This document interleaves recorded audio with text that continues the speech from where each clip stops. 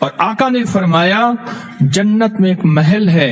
اس میں سوائے رجب میں روزہ رکھنے والے کے کوئی داخل نہیں ہوگا۔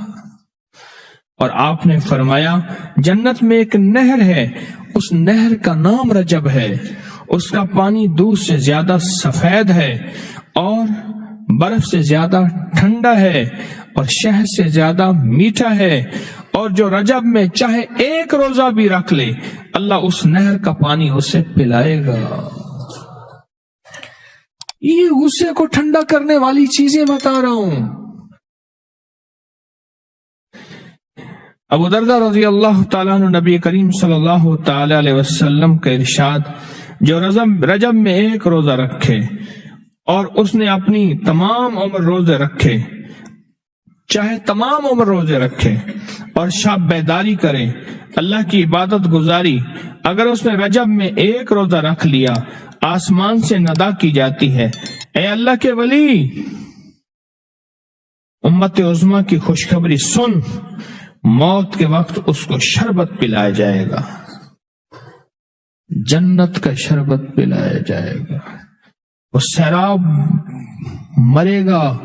قبر میں سیراب حاصل ہوگا اور اس سے سیراب نکلے گا، قبر کی پیاس سختی سے بچ جائے گا، موت کی پیاس اور سختی سے بچ جائے گا۔ اور یہ فرمایا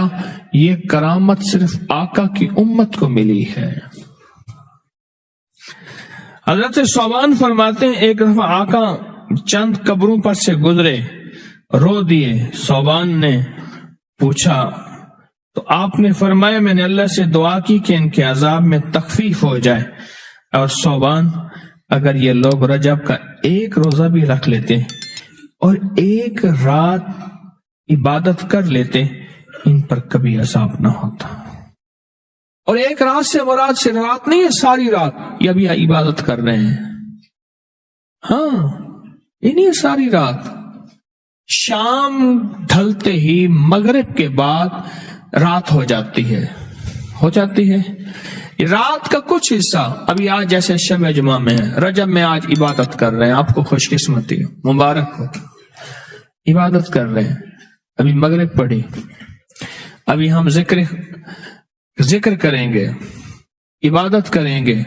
اللہ کا ذکر کریں گے، پھر عشاء پڑھیں گے، دعا مانگیں گے، یہی تو عبادت ہے۔ میں کہ اگر یہ لوگ رجب میں ایک روزہ بھی رکھ لیتے اور عبادت کر لیتے کسی رات کی، ایک رات کی، تو ان پر عذاب نہ ہوتا۔ میں نے عرض کیا یا رسول اللہ صلی اللہ علیہ وسلم کیا صرف ایک روزہ اور ایک رات کی شب بیداری سے عذاب قبر نہ ہوگا؟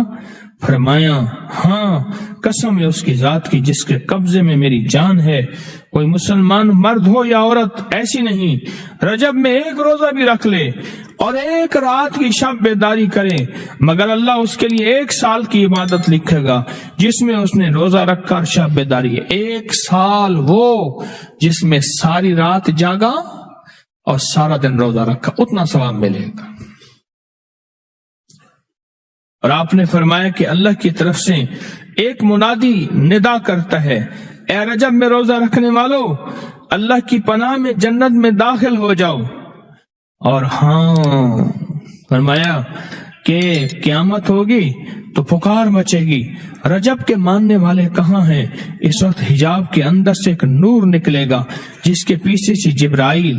میکائیل، اسرافیل ہوں گے، یہاں تک کہ رجب کے ماننے والے اس نور سے گزر کر پہنچ جائیں گے جو ان کے لیے تیار کیا ہوگا اور اللہ کو سجدہ کریں گے۔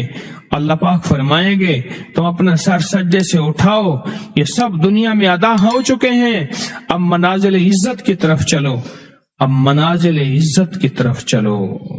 اب منازل عزت کی طرف چلو۔ اللہ اکبر۔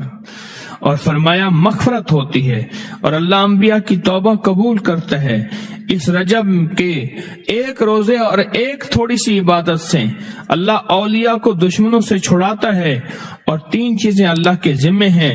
معافی، باقی عمر کی عصمت، اور تیسری یہ کہ بڑی پیشی، یعنی روز قیامت پیاس نہیں لگے گی، روز قیامت پیاس نہیں لگے گی۔ یہ چھوٹی چھوٹی راتیں، یہ چھوٹے چھوٹے دن، یہ چھوٹے چھوٹے لمحے آتے ہیں، اور آتے اس لیے ہیں کہ ہمیں کچھ دے جائیں، اگر اس کا غصہ ہے بھی ٹھنڈا ہو جائے، اگر اس کی ناراضگی ہے بھی ٹھنڈی ہو جائے۔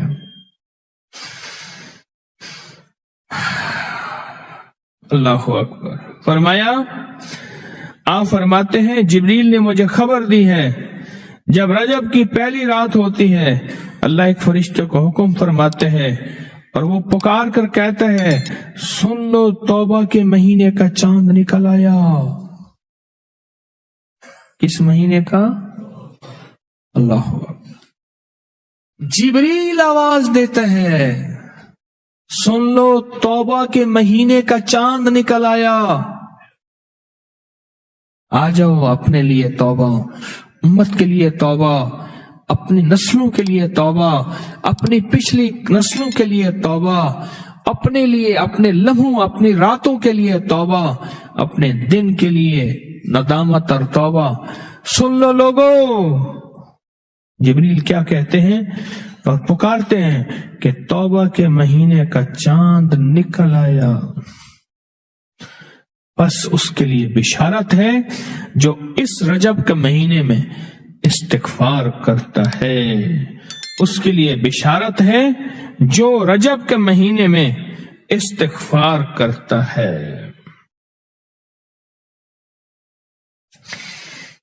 غصے کو ٹھنڈا کرنے والی یہ سعادتیں ہیں،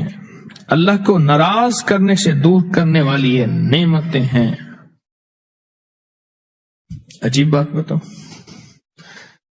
فرمایا جو شخص یہ چاہتا ہے، یہ غور سے سنیے گا، جو شخص یہ چاہتا ہے اللہ اس کی نسلوں کو معذوری اور مجبوری سے بچائے، معذور ہو جائے، کسی بھی چیز سے معذور ہو جائے اور مجبور ہو جائے۔ میں نے آپ کو اپنی مجبوری کا قصہ سنایا تھا، اس نے معذوری اللہ مجبوری سے بچائے کہ بے بس ہو جائے، مجبور ہو جائے۔ اور جو شخص یہ چاہتا ہے کہ اس کے ماتھے پہ نصیب اور بخت اور مقدر اتنا لکھا ہوا ہو انسان بھی پڑھ سکے، یہ میری خوشخبری یاد رکھیے گا، اتنا واضح ہو انسان بھی پڑھ سکے، بخت، نصیب، مقدر، عزت، دولت۔ اور تیسری، جو شخص یہ چاہتا ہے اس کی پیشانی کبھی سجدوں سے محروم نہ رہے اور فرشتے اس کی پیشانی سونگ کر بتا دیں کہ یہ وہ لوگ بندہ ہے جس کے سجدے واقعی تھے، تو فرمایا وہ کبھی بھی زندگی میں کسی ایسی اللہ کے دوست کی محفل کو تلاش کرے جو لازم شب جمعہ میں ہو۔ اور یہ وہ ہے، اللہ کا دوست میرا مرشد ہے، میں ان کا غلام ہوں، اپنی نہیں کہہ رہا۔ شب جمعہ، یہ شب جمعہ، جمعرات تسبیح خانے میں، اور پھر تسبیح خانے میں دعا ہوتی ہے، تھوڑی دیر کی یہ محفل ہوتی ہے۔ فرمایا آنے والے حضرات اور پوری دنیا میں اس میں شامل ہونے والے حضرات آن لائن، وہ اپنے بخت پیشانی پہ نصیب لکھواتے ہیں، سجدوں کی خوشبو بنواتے ہیں اور اللہ کے خزانوں سے پاتے ہیں۔ یہ وہ خوش قسمت ہیں جو شب جمعہ کا انتظار کرتے ہیں۔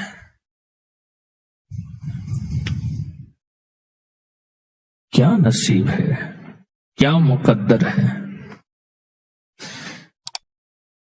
آئے میں آپ کے خط کا ایک دوسرا حصہ بھی پڑھ کے سناتا ہوں، اور ہم ایسے ہی اللہ سے دوستی کریں۔ سنیں، ایک بار میں اور امی اپنی گندم کے کھیت خالی ہونے پر جو پیچھے بوٹی اور گھاس رہ جاتی اسے آگ لگا کے، کھیت تو خالی صاف کرنے کے لیے آگ لگائی، گندم کا نا کاٹ کے ایک چیزوں کو آگ لگا دیتے ہیں،